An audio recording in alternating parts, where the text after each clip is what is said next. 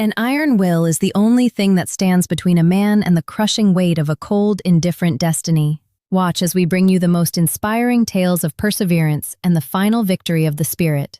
Subscribe today and fuel your own fire with us right now. The night I almost lost everything started with a sticky note on my front door. I didn't think much of it. I'd had a long shift, 11 hours on my feet at Riverside Elementary, back-to-back parent conferences after school, and then my son Theo had a meltdown in the parking lot because he'd forgotten his library book inside and the building was already locked. By the time I pulled into our driveway on Clover Mill Road, I just wanted to pour a glass of wine, help Theo with his reading log, and fall asleep before 9. The note was folded in half, tucked under the little wreath I hang on the door every fall. Pink sticky note, the kind I use for lesson plans. Block letters, written in black marker.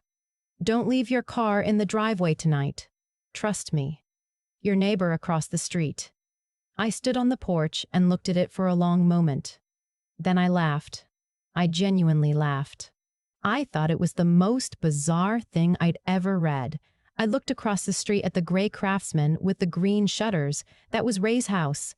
Ray Kowalski, retired postal worker, 71 years old, grew tomatoes in the summer and waved at every car that passed. We'd had exactly 3 real conversations in the 2 years since Theo and I moved in, and all 3 were about the weather or his dog, Chester. Why would Ray leave me a note like this? I thought maybe he was confused. Maybe the note was meant for someone else.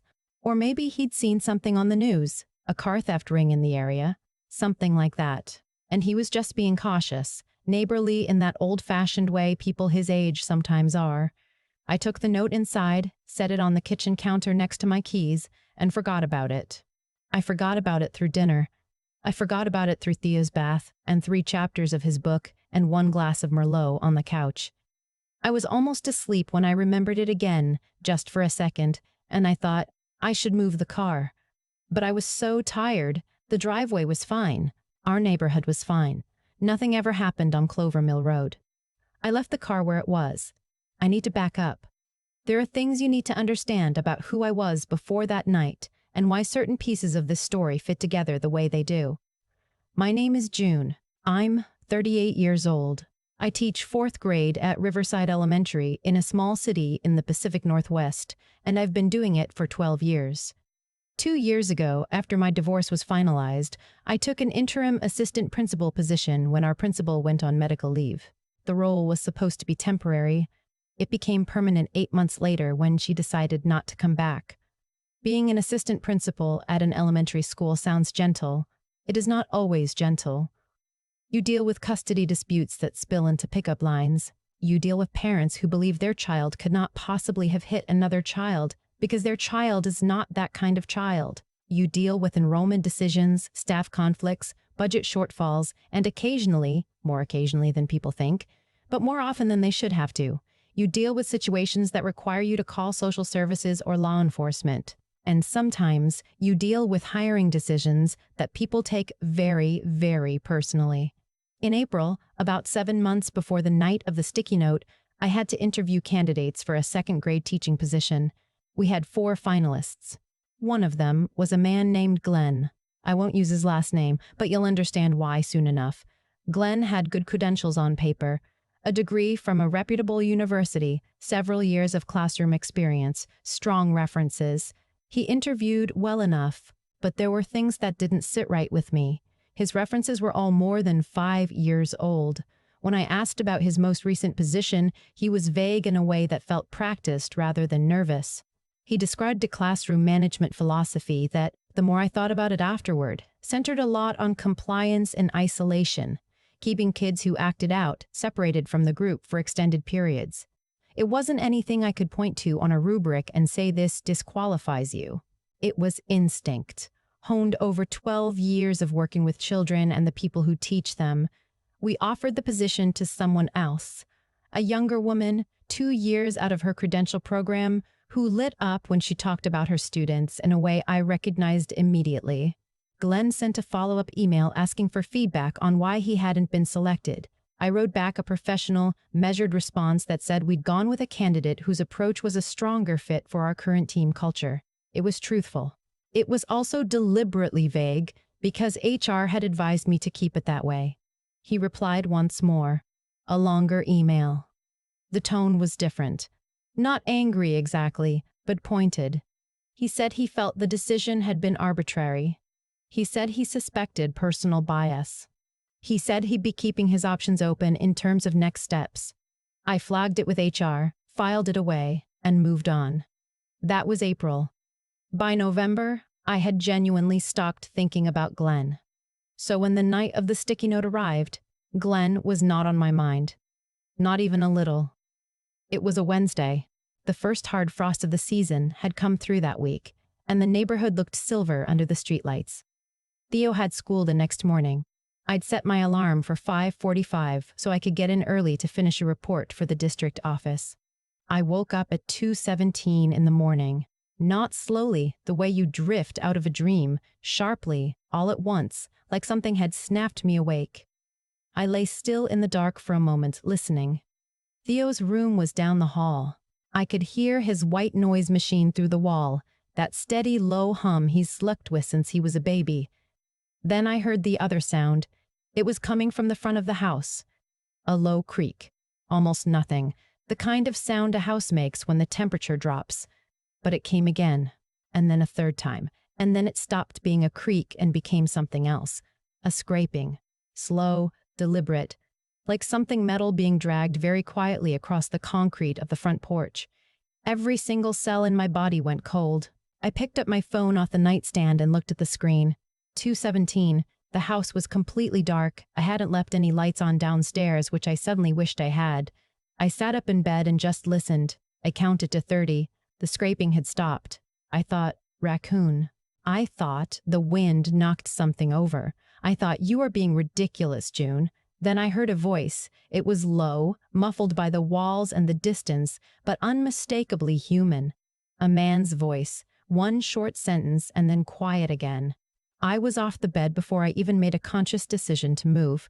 I did not turn on the lights. That was the first thing my brain said clearly. Do not turn on the lights. I felt my way down the hallway to the top of the stairs, one hand on the wall, completely silent in my socked feet. The front door has a narrow window on each side, tall, thin panes of frosted glass that let in the porch light but don't really let you see through them. I stood at the top of the stairs and stared down at those panes for a long moment. There was a shadow on the left panes for a long moment. There was a shadow on the left pane. Solid. Still, someone was standing on my front porch. I went back to my bedroom, closed the door quietly, sat on the edge of the bed with my phone in both hands, and I called 911. I've called 911 exactly twice in my adult life before that night. Once for a car accident I witnessed on the highway, once when I thought I smelled gas in the school building. Both times I was relatively calm, my voice was steady. I stated the facts. This time, when the dispatcher answered, I could barely get the words out. I was whispering so hard my throat hurt. Someone is on my front porch, I said. I live alone with my 8-year-old son. I heard voices, more than one I think, and I can see a shadow through the front door window. The dispatcher, a woman, calm, unhurried, asked for my address. I gave it to her. She asked if the doors were locked. I didn't know. I almost never don't know whether my doors are locked. I lock the front door every night before bed. It's automatic. It's been automatic since I was living alone in my 20s. But in that moment, sitting in the dark with my son 30 feet away, I genuinely could not remember whether I had locked the door that night. I think so, I said. I think the front door is locked. I don't know about the back. Okay, she said. I need you to stay where you are. Don't go downstairs. I'm sending officers to your address right now. How long? I asked. They're close, she said. Stay on the line with me. I asked her if I should wake my son. She said to stay calm and stay where I was. If I needed to move him, she would tell me. Her voice was so steady, I focused on it like it was a rope. Outside, something changed. The sounds that had been quiet became suddenly active. Movement. Quick and not careful the way the earlier sounds had been, like two people moving fast. Then a bang, hard, against the back of the house. I was on my feet instantly. I put the phone on speaker and set it on the nightstand and went to the hallway. Theo's door. I opened it quietly. He was asleep. one arm thrown over his face, his soccer cleats still on the floor where he'd left them. I stepped inside and closed the door behind me and stood between him and the window, and I just waited. The dispatcher's voice came from my room. "Ma'am, are you still there?" I went back to the door, cracked it, said, "I'm here. Someone hit the back of the house. My son is in his room. I'm with him." "Officers are 1 minute out," she said. That minute was the longest of my life. I stood in the dark in my son's room, and I thought about all the things I knew in that moment and the one thing I didn't. Why? Why was someone at my house at 2 in the morning? What did they want? Were they going to try to come inside? Then I heard the sirens. Just a short burst, the kind officers use when they're close and they want to announce their presence without waking an entire neighborhood. I heard it and I felt something release in my chest, like a knot finally letting go. From outside came the sound of running, feet on pavement, moving fast, getting fainter. The dispatcher said, "Ma'am, there's an officer at your front door." I pulled a cardigan over my pajamas and went downstairs and opened the front door to a young officer with a flashlight. Behind him, I could see another patrol car pulling up in front of Ray's house across the street. 2 more officers were around the side of the house. The first officer asked me to step inside and stay near the door while they checked the perimeter. I stood in my entry with my arms crossed over my chest and tried to breathe normally. They found 2 men 2 blocks away, on foot, trying to look like they were just taking a late-night walk. Jeans, dark jackets, one of them with a backpack. They worked hard to find. There was no one else outside at 2 in the morning in a residential neighborhood in November. One of the officers came back to the door about 15 minutes after I'd let them in. "We've detained 2 individuals," he said. He was careful with his words. "We're going to need you to answer some questions for us." He showed me a photograph on his phone. 2 men standing in the flat light of a street lamp, looking off to the side. The officer asked if I recognized either of them.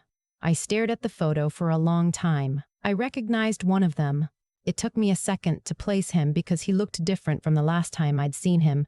Heavier, I thought, or maybe it was just the coat. But I recognized the line of his jaw, the set of his shoulders, the way he was holding himself even in that flat, unflattering photo. It was Glenn. "I know him," I said. My voice came out very flat. "He applied for a job at my school. I was involved in the hiring decision. We didn't select him." The officer wrote something in his notebook. "How long ago was that?" he asked. 7 months, I said. What they found in the backpack, I learned this over the following days as the investigation developed, was not what I expected. No weapons, no tools for forced entry, at least not the obvious kind. What they found was a folder. A printed folder with my name on the tab. Inside was a printed copy of my professional biography from the school district's website, a printout of what appeared to be my home address, sourced, the detective later told me, from public property records, the kind you can look up online for free. Several printouts of what appeared to be the school's calendar for the semester, and photographs. Printed photographs of me in public places, the parking lot of the grocery store 2 blocks from school, the coffee shop on 3rd where I stop on Friday mornings, Theo's soccer field. None of those places are secret. All of them are just my life. My ordinary, visible, completely unguarded life. The detective who handled the case, a quiet woman in her 50s who asked precise, unhurried questions, told me that this kind of preparation is actually common in stalking cases. She said most people don't realize how much of their daily routine is visible to anyone who decides to pay attention. I thought about that for a long time afterward. Glenn was charged with stalking and criminal trespassing. His companion, someone he'd apparently met through an online forum, the details of which I was not given and did not ask for, was charged as well. A search of Glenn's home computer later turned up a pattern that the detective described to me as escalating. He had started following my online footprint not long after receiving my rejection email in April, and it had grown from there. 7 months. He had spent 7 months building a picture of my life, and I had no idea. The morning after it happened, after the officers left and I'd finally gotten a few broken hours of sleep on Theo's floor because I couldn't stand to be alone in my room, I looked out the front window and saw Ray's porch light on. He was out there with Chester, his old beagle, even though it was barely 6 in the morning and 29 degrees. He saw me in the window and raised one hand. I put on my coat over my pajamas and went across the street. He already had 2 mugs of coffee waiting on the porch railing. I don't know how he knew I was coming, but he did. I saw him 3 times this week, Ray said, wrapping both hands around his mug. That same man, parked different places, once down at the corner, once in front of the Hendersons' place, once right across from yours. Just sitting there, not doing anything a person does when they're waiting for someone they know. Why didn't you just tell me? I asked. I wasn't angry, I was genuinely asking. He was quiet for a second. I've been wrong before, he said. Thought I saw something once, years ago. Called the police, turned out to be nothing. He was just sitting in his car. I felt like a fool. I felt like I'd made trouble for someone who didn't deserve it. He shook his head. So I watched for a few more days. Wanted to be sure. And when I saw him again Wednesday afternoon, I was sure. But you didn't come knock on my door, I said. I didn't want to scare you, he said. Thought if I scared you, you might go outside, try to see for yourself. That seemed worse. He paused. I know it wasn't enough. I know the note wasn't. Ray, I said. He looked at me. You probably saved my life, I said. Or at least, I stopped. I thought about Theo asleep in his room, about the folder with my name on it, about 7 months of photographs. You changed what that night was going to be. He nodded once. He looked at his coffee. Cars should be in the garage, he said finally. You've got a garage. I laughed a little. I use it for storage. Well, he said. I took 2 weeks off after it happened. Theo stayed with his father. My ex-husband and I have our differences, but he drove 4 hours without being asked the morning after I called him, and he didn't ask questions, just took Theo to his house and sent me one text that said, "Take as long as you need." I was grateful for that in a way I didn't have words for at the time. I spent those 2 weeks doing things I can only describe as trying to give myself back my own life. I changed the locks. I got a security system installed, the kind with cameras at every exterior door, motion sensors, the whole thing. I moved almost everything out of the garage and started parking inside. I called my phone provider and walked through every privacy setting on my accounts, and then I called a lawyer who specialized in online privacy and paid her to do it more thoroughly than I had. I also walked across the street 3 times that week to sit on Ray's porch and drink his terrible coffee and talk about nothing in particular. Because it turned out that was exactly what I needed. Ray told me about his years at the post office. I told him about the time Theo had tried to build a raft in the backyard with plywood and the garden hose. Chester slept on my feet both times. It was the most normal I felt in those 2 weeks. The detective called me once a week for the first month with updates. Glenn and his companion had both retained lawyers. The case was slow, the way these cases always are, she told me. But it was moving. The photographs and the folder had been significant. The 2 months of text messages between Glenn and his companion, recovered from their phones, were also significant. She said I should expect it to take time, but that the evidence was strong. I'm not going to tell you I was fine after that. I wasn't fine for a long time. I slept with the light on for 2 months. I couldn't walk to my car after dark without my heart rate spiking. I started therapy, real therapy, weekly with someone who had worked with trauma survivors, and that helped. Slowly and then more quickly, the way those things do. But I also want to tell you the other thing, the unexpected thing. About a month after it happened, I was at the grocery store.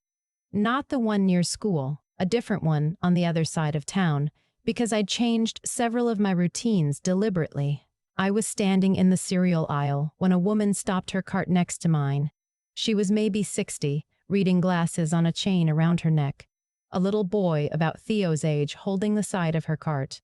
She looked at me for a second.